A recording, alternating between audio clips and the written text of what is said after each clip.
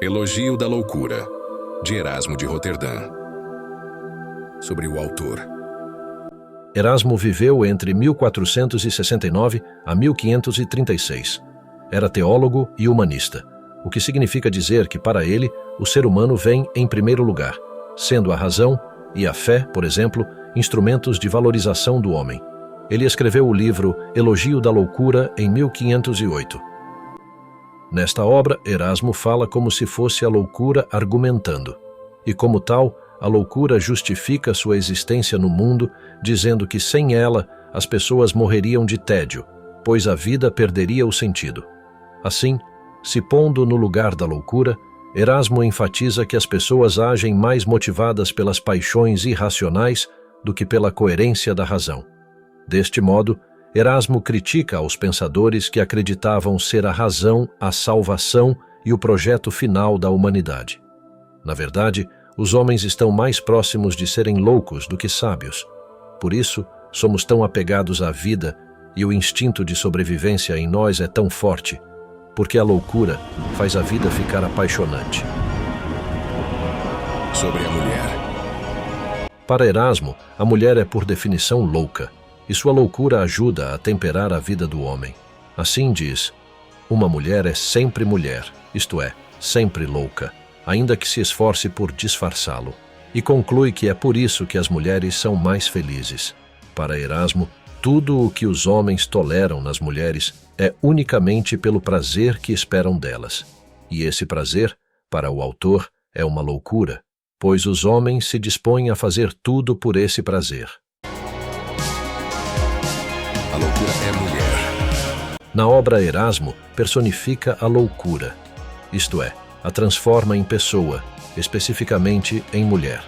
A loucura inicia seu discurso reconhecendo o elogio que faz a si mesma. Ao contrário dos sábios, que não se elogiam por vergonha, mas desejam que os outros lhes elogiem. A loucura se reconhece como sem limites e nem cria para si definição. E os que se julgam sábios são seus maiores seguidores, mesmo recriminando a loucura nos outros como sendo desonra. Ela se reconhece como filha de Pluto, que é a personificação da riqueza e filha da ninfa juventude. Diz que nasceu nas ilhas chamadas Afortunadas, lugar em que a terra produz frutos por si mesma e lugar em que doenças e a velhice não se aproximam. A loucura e suas servas. Na obra, a loucura diz que a ignorância e a embriaguez foram suas amas de leite e suas seguidoras e companheiras. Além destas, a loucura se utiliza de outras servas, entre elas a adulação, a preguiça, a volúpia, a demência e de Morfeu, o deus dos sonhos. Com a ajuda destes, a loucura diz governar os homens. As crianças e os velhos. Por que amamos as crianças? Porque elas vivem em um estado de loucura, numa loucura ingênua que nos cativa. E a juventude é tão atraente porque os jovens vivem sem sabedoria, guiando-se apenas por imprudências, as quais deixam a vida muito saborosa. E quando chegam à vida adulta, são tomados pela sensatez, fazendo a vida ficar chata, até ao ponto de chegar a uma velhice triste, sendo um peso para si mesmo e para os outros. Mas a loucura vem em socorro dos idosos e lhes alivia com o dom do esquecimento. E assim, a loucura faz o idoso voltar a ser criança. Como seria insuportável conversar com um idoso que tivesse consciência de toda a sabedoria de sua vida. A loucura ainda agracia a velhice com um prazer que falta na infância, o prazer de fofocar. Para a loucura, velhos e crianças são iguais. Têm poucos cabelos, sem dentes, corpos fracos e gostam de leite. Gaguejam, falam demais, são esquecidos e indiscretos. Possuem todos os ingredientes para a fórmula da felicidade. As festas e amizades. Ora, o que seriam das festas sem o prazer que vem delas? Os risos, os jogos, as danças e músicas são faces da loucura. A loucura ainda atribui a eterna juventude do deus Dionísio ao seu estilo de vida, de se entregar às festas sem responsabilidades, que por si só seriam enfadonhas.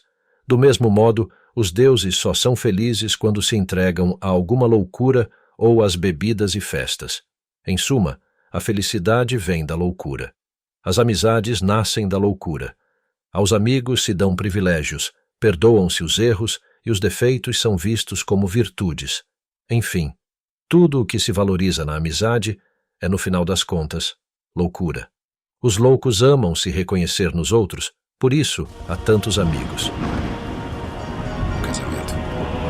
Erasmo considera o casamento um ato de pura loucura, pois a vida de casado traz muitos inconvenientes e que a demência forma os casamentos, e que é graças ao esquecimento, serva da loucura, que as mulheres esquecem os incômodos da gravidez e do casamento.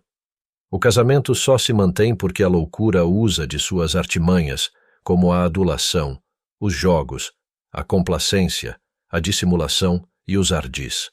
Os casais se perdem, cometem erros e traições. Isso tudo por loucura, pois se se guiassem pela razão, nenhum casamento duraria.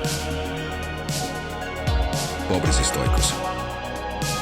Para a loucura, a prudência, a sabedoria e a razão só trazem aos homens infelicidade e aborrecimento, tirando o prazer de viver.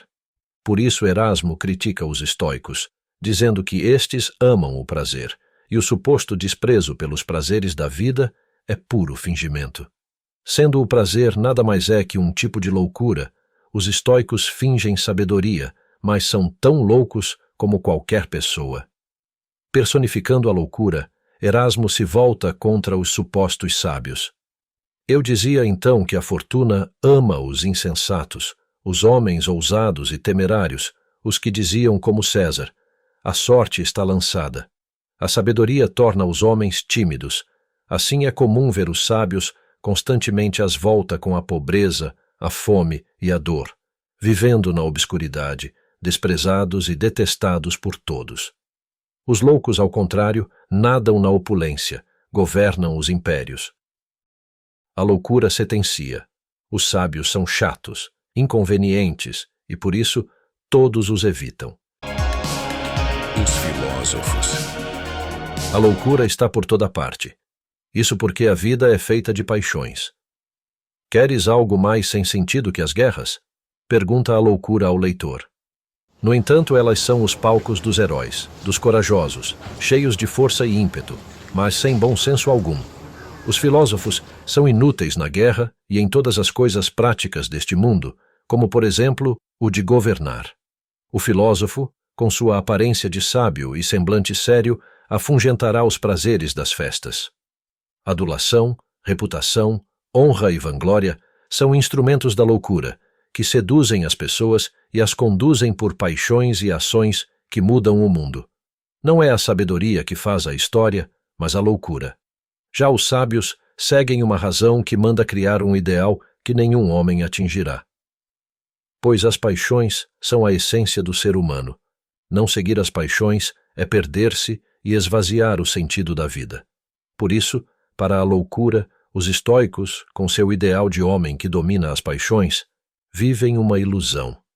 A loucura argumenta que o louco diz a verdade sem ofender, e é amado por isso. Já o sábio dissimula sua opinião à conveniência do momento.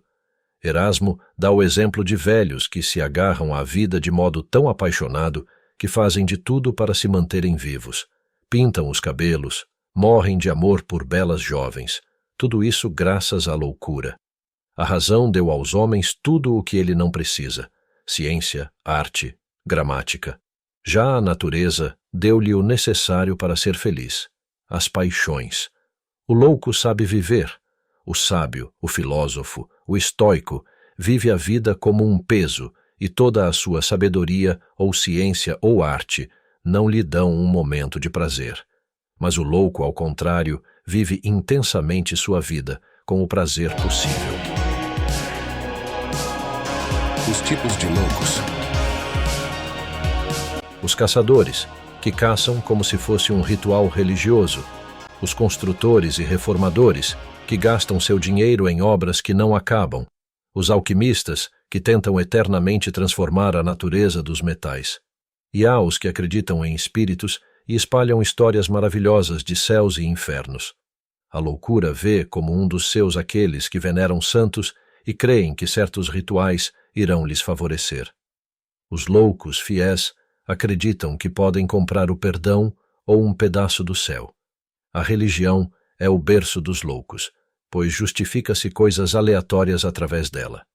Os egocêntricos são um belo exemplo de loucos, pois tomam alguma coisa como se fosse a mais bela ou perfeita.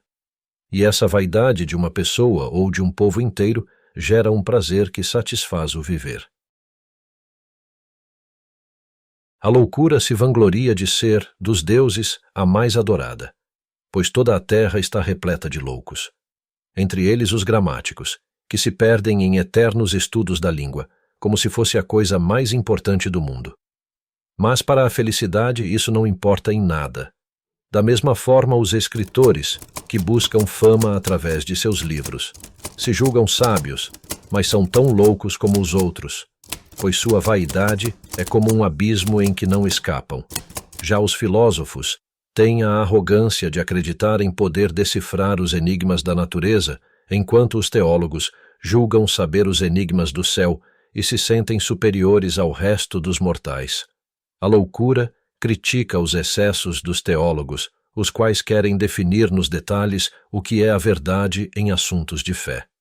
No texto, a loucura dá vários exemplos de como esses doutores do Evangelho medem o mundo com uma régua, se agarrando em minúcias, e distorcem o Evangelho para justificar suas convicções.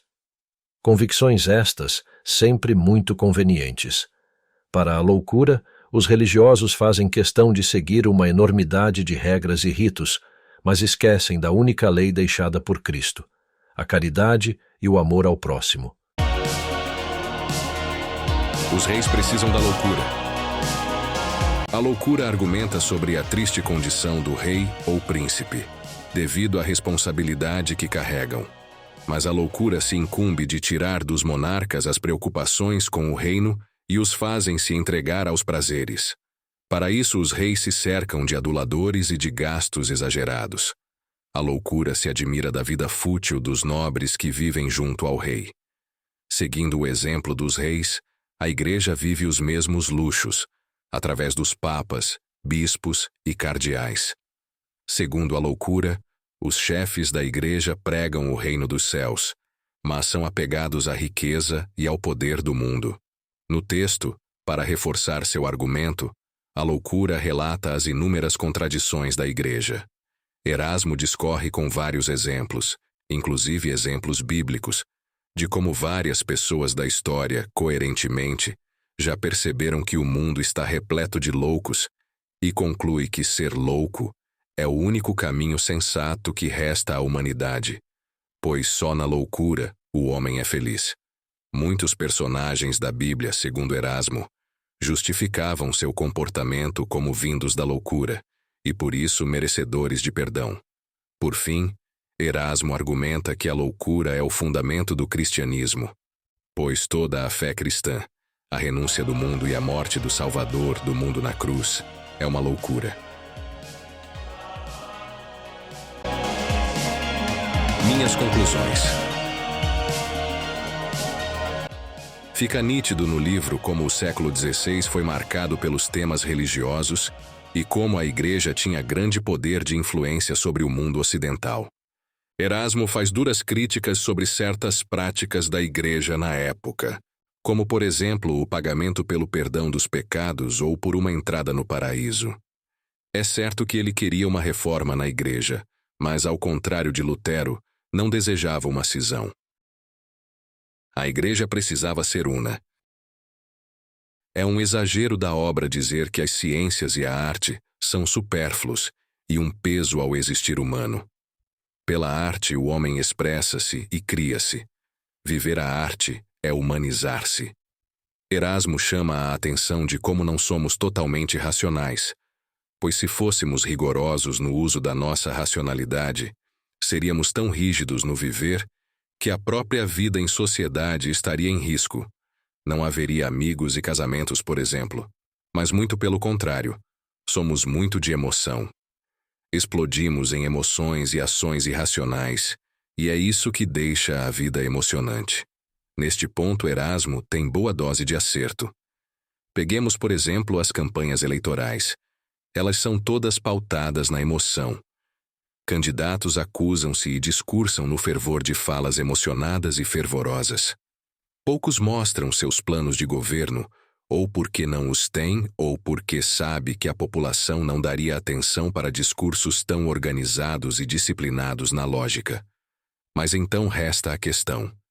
Se Erasmo estiver certo, e no fundo somos uma sociedade de loucos, como resolveremos problemas vitais, tais como envolvendo o meio ambiente, os malefícios do uso de plásticos e a queima de combustível fóssil?